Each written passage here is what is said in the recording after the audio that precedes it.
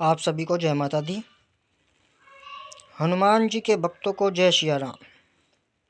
हनुमान जी की भक्ति करने वाले सभी भक्तों को हनुमान जी की विशेष कृपा मिलती रहे, इसी शुभकामना के साथ शुरू करते हैं आज की बात। देखिए, हनुमान जी की जो भक्ति करते हैं उन्हें कुछ नियमों और का पालन भी करना जरूरी होता है और कुछ बातें जाननी भी जरूरी है। ये इसलिए है क्योंकि वे अपने मार्ग से भटके ना। देखिए, हनुमान जी की भक्ति करने वाले को सबसे पहले तो ये बात है कि आचरण शुद्ध रखना चाहिए और खान पान शुद्ध रखना चाहिए।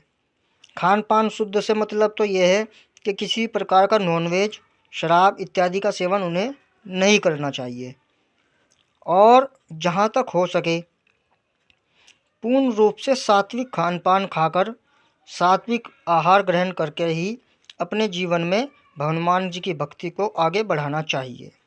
और निरंतर भक्ति करते रहने से उन्हें हनुमान जी की कृपा मिलेगी ही मिलेगी, क्योंकि हनुमान जी कलयुग के साक्षात देव भी हैं और हनुमान जी की भक्ति करने वाले को अनेकों देवी देवताओं का भी सानिध्य प्राप्त होता है, अनेकों देवी देवताओं की कृपा भी प्राप्त होती है, क्योंकि हनुमान जी को सभी देवी देवताओं की तरफ से आशीर्वाद भी है और अनन्य वरदान की प्राप्ति भी हुई है। और जो हनुमान जी की सेवा आराधना पूजा पाठ करते हैं उन पर प्रभु श्री राम जी की कृपा भी विशेष रूप से रहती ही है।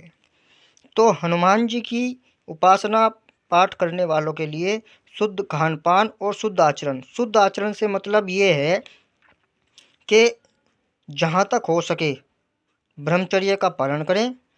और यदि नित्य पूजा पाठ वाली बात है तो देखिए, हनुमान जी भी जानते हैं कि हम लोग गृहस्थ जीवन में हैं और गृहस्थ जीवन में होने के साथ साथ हमें सांसारिक कर्मों को भी करना पड़ेगा ही।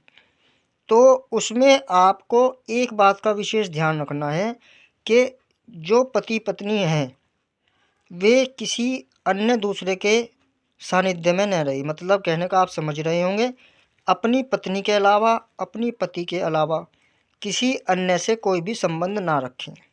ये भी एक तरह का ब्रह्मचर्य ही है।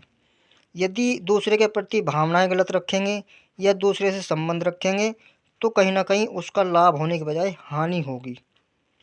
दूसरी बात, देखिए, जब हम किसी भी पूजा पाठ से खुद को जोड़ लेते हैं, किसी भी आराधना से खुद को जोड़ते हैं, तो कुछ समय हमारे पास कभी कभी ऐसा भी आता है कि जिसमें हमें संकट की घड़ी का सामना करना पड़ता है, क्योंकि हमारे जो इष्ट, जिन्हें हम अपना इष्ट मान चुके हैं, श्री हनुमान जी महाराज को परीक्षाएं सब शक्तियां लेती ही हैं। वे यह भी देखती हैं कि संकट दुख की घड़ी में भक्त कितनी भक्ति कर पाता है। तो कभी कभी हनुमान जी भी परीक्षा लेते हैं, लेकिन वह परीक्षा इतनी भी कठिन नहीं होती कि आप और हम विचलित हो जाए। वो भक्तों की सामर्थ्य को भी और उसकी एक छोटी सी परीक्षा लेते ही लेते हैं। तो उस परीक्षा की घड़ी में आपको कभी भी आपको डगमगाना नहीं है, आपको अपनी पूजा पाठ निरंतर करते रहना है। ये जरूरी नहीं होता कि हर एक की परीक्षा हो, वो तो प्रभु की इच्छा के ऊपर निर्भर है। दूसरी बात, देखिए, जब आप हनुमान जी की भक्ति करते हैं तो हनुमान जी के साथ साथ श्री रामचंद्र जी की भी कुछ समय के लिए स्तुति कीजिए।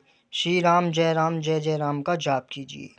चैनल पर एक वीडियो पहले भी है हनुमान जी को प्रसन्न करने के लिए, आपने नहीं देखी तो देख लेना, बड़ी सुंदर है बात, आपको पसंद आएगी।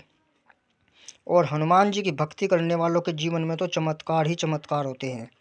हनुमान जी की भक्ति करने वालों के जीवन में कभी भी दुखों का सामना करना ही नहीं पड़ता। परीक्षा कुछ समय के लिए हो सकती है, लेकिन अंततः जीवन उनका हमेशा सुख में ही गुजरेगा और कहीं ना कहीं उनके जीवन में आने वाली सभी कठिनाइयों का हरण श्री हनुमान जी महाराज करेंगे। ऐसा कोई कार्य नहीं है जो हनुमान जी महाराज नहीं कर सकते हैं। दुर्गम काज जगत के जेते, सुगम अनुग्रह तुमरे देते। हनुमान जी के अनुग्रह में रहने से जितने भी संसार के कठिन से कठिन कार्य है आप भी उनको करने में सक्षम हो जाएंगे। आज के समय में जीवन और गृहस्थी चलाना और सभी आवश्यकताओं की पूर्ति करना भी एक कठिन कार्य ही है। तो इस कठिन कार्य को भी और जीवन के आप सुखद जीने के लिए भी आपको श्री हनुमान जी की भक्ति से हमेशा जुड़े रहना चाहिए। आप पर हनुमान जी की कृपा बनी रहे, श्री राम जी की कृपा बनी रहे। इसी शुभकामनाओं के साथ सभी हनुमान भक्तों को जय श्री राम।